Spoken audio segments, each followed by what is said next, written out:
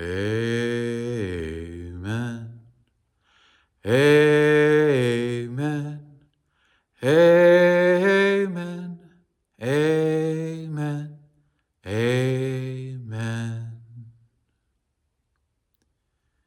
In 1998, I was in my fourth summer as camp staff, and I was leading worship one Thursday night, I think it was, when a camper and counselor approached me with a question. Why do we say amen at the end of every prayer? Why can't we say a women? The camper was genuinely asking. She had come this far in her faith and now had a question. This was not a question I'd ever been asked before.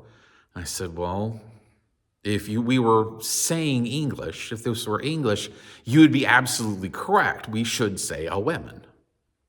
But this is a holdover word from Hebrew. And in Hebrew, the meaning of promises and truth-telling. So we say amen because we're saying this is real and true.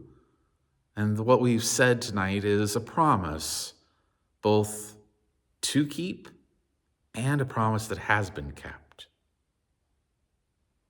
And the camper was okay with that question.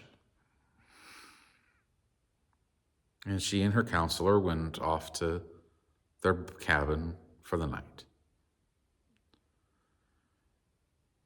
And that was the first time that I've been asked the question, why do we say amen? I have now been asked that question a further 16 times. Yes, I've been keeping track.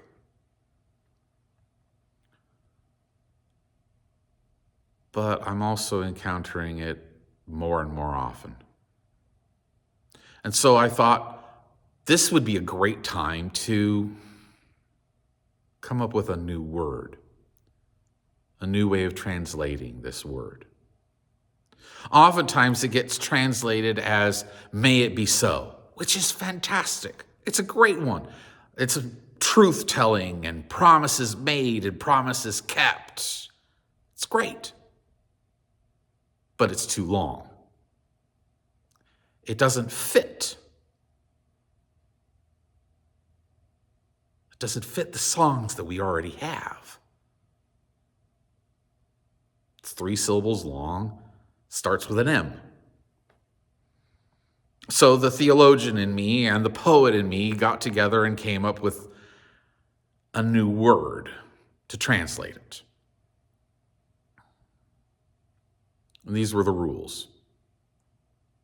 It had to be a one word, not a phrase. It had to have the truth-telling. It had to have the promises made and the promises kept. But it also needed to be 2 syllables with a hard A at the beginning.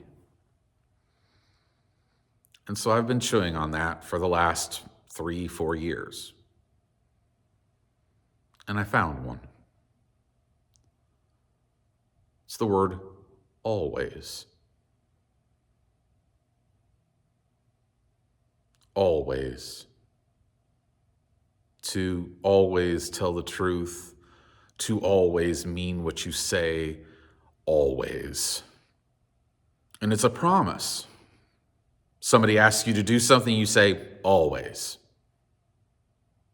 You can feel the truth of it, the promise made, and a promise kept. But it's also 2 syllables and a hard A.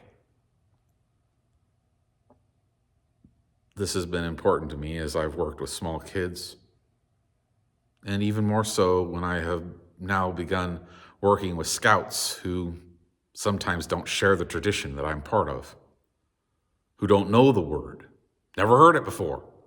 It's not something their family says.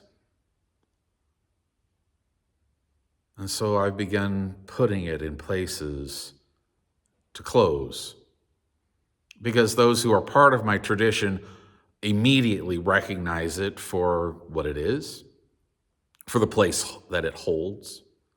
But those who are not part of my tradition immediately understand the promise and the truth. I'm also really fond of it because I do some scout chaplain work. And my scouts hear the always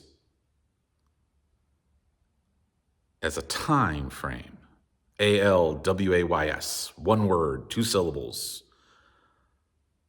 But I also love the physical aspect of all ways. 2 words, 2 syllables. ALL space WAYS. Always and all ways.